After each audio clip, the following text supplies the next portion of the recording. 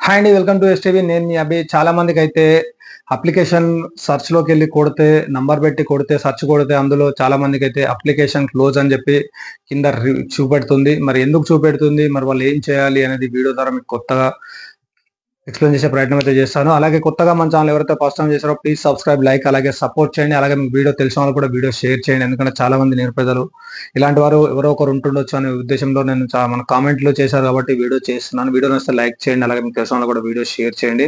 మీకు ఏమైనా డౌట్స్ ఉన్నా కూడా కామెంట్ సెక్షన్లో కామెంట్ చేయండి. అలాగే మీకు సంబంధించిన ఏదైనా ఇన్ఫర్మేషన్ కావాలన్నా కూడా మన కామెంట్ సెక్షన్లో కామెంట్ చేయండి. మనమైతే వివరంగా చెప్పే ప్రయత్నం అయితే చేస్తాం వీడియో ద్వారా. ఇక ఇప్పుడు వివరాలకు వెళ్దాం. ఏదైతే ఈ ఇందిరా మహిళలకు సంబంధించి అప్లికేషన్లో సెర్చ్‌లోకి వెళ్లి మొబైల్ నంబర్ లేదా Aadhaar number, ration card number కొట్టి సెర్చ్ కొడితే అందులో చాలా మందికి అప్లికేషన్ క్లోజ్ అని చెప్పి చూపెడుతుంది. ఇది ఎందుకు చూపెడుతుంది అంటే, మీరు ఏదైతే ఈ ఇందిరా మహిళలకు అప్లై చేసినప్పుడు ఒక అడ్రస్ ఇచ్చి, తర్వాత మళ్ళీ ఒక అడ్రస్‌కు షిఫ్ట్ అవ్వడం అంటే రెంటర్స్ ఇప్పుడు ఈ ఇంట్లో ఉన్నప్పుడు అప్లై చేసుకున్నారు. తర్వాత మళ్ళీ వేరే ఇంట్లోకెళ్లారు. అక్కడికెళ్ళినప్పుడు మళ్ళీ ఇక్కడికి అధికారులు వచ్చే వరకు ఇక్కడ లేరు వాళ్ళు. వాళ్ళకి ఫోన్ చేస్తే ఫోన్ కలవలేదు. ఒకవేళ ఫోన్ చేసినా సార్ మేము ఇక్కడ ఉండట్లేదు, వేరే వార్డుకి షిఫ్ట్ అయిపోయినామని చెప్పడం, లేదా వేరే విలేజ్ షిఫ్ట్ అయిపోయినామని చెప్పి అంటే ఒక్కొక్కరు ఒక రీజన్ చెప్పడం వల్ల ఈ సర్వే అధికారులు ఏం చేస్తున్నారంటే వీళ్ళు పొజిషన్ అంటే లొకేషన్ మారడం వల్ల ఈ అప్లికేషన్ అనేది వాళ్ళు లొకేషన్‌లో లేరని చెప్పేసి సర్వే స్టాటస్‌లో క్లోజ్ అని అప్లికేషన్ క్లోజ్ అని పెట్టి క్లోజ్ చేస్తున్నారు.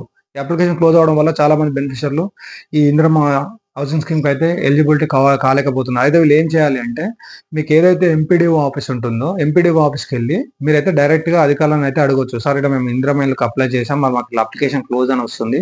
సార్ మరి ఇది మా ప్రాబ్లమ్ అని చెప్తే వాళ్ళు ఒకసారి దీనికి ఏమన్నా సొల్యూషన్ చెప్తారు. మనకున్న సమాచారం ఏంటంటే మళ్ళీ వాళ్ళు అప్లై చేసుకోమని అయితే చెప్తారని చెప్పేసి చెప్తున్నారు. ఎందుకంటే ఆల్రెడీ అప్లికేషన్ క్లోజ్ అయింది కాబట్టి మళ్ళీ వీరు ఎక్కడైతే కొత్త లొకేషన్ ఉంటుందో ఆ లొకేషన్ ఏదైతే అడ్రస్ ఉందో ఆ అడ్రస్ పెట్టి మళ్ళీ ఇందిరా మహిళలో అప్లై చేసుకుంటే మనకు మార్చ్ 31 వరకు ఈ ఏదైతే కొత్తగా అప్లై చేసుకుంటారో ఆ అప్లికేషన్ సంబంధించి సర్వే అయితే మార్చ్ 31కి అయితే క్లోజ్ అవుతుంది.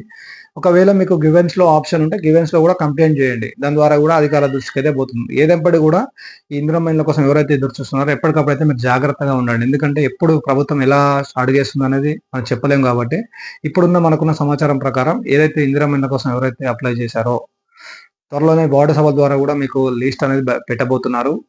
తర్వాత అర్హులకు ఎవరైతే ఉంటారో వారికి విడతల వారీగా అమౌంట్, అలాగే ఎల్2లో ఎవరైతే ఉన్నారో వారికి ఈ డబుల్ బెడ్‌రూమ్‌లు అని చెప్పేసి, అలాగే ఎల్3లో ఎవరైతే ఉన్నారో ఎల్3లో అర్హులు ఎవరైతే ఉంటారో వారికి కూడా అప్లికేషన్ ఛాన్స్ అయితే ఉంటుంది. మీరైతే అప్లై చేసుకోండి. ఇది ప్రెజెంట్ ఎవరైతే అప్లికేషన్ క్లోజ్ అని చూపెడుతుందో మీకైతే ఇది సమాచారం అండి. మీరైతే వెళ్లి ఎంపీడీఓ ఆఫీస్‌లో కలవండి. అలాగే గ్రీవెన్స్‌లో కూడా కంప్లెయింట్ చేయండి. దాని ద్వారా ఈ అధికారుల దృష్టికి వెళ్తుంది. దాని ద్వారా మీకు ఏదైతే మళ్ళీ అప్లికేషన్ పెట్టుకోమని చెప్తారా? లేకపోతే దాన్నే మీకు మళ్ళీ అప్లికేషన్ ఓపెన్ చేసి మీకు సర్వే కంప్లీట్ చేస్తారనేది అధికారులు నిర్ణయించాలి. ఎందుకంటే మనకైతే దాని గురించి పూర్తి సమాచారం అయితే వాళ్ళు చెప్పట్లేదు. మనకున్న సమాచారం ప్రకారం ఏంటంటే అప్లై చేయాలి అని మాత్రమే వాళ్ళు చెప్తున్నారు. ఒకసారి అయితే మీరు ట్రై చేయండి. Thank you for watching STV.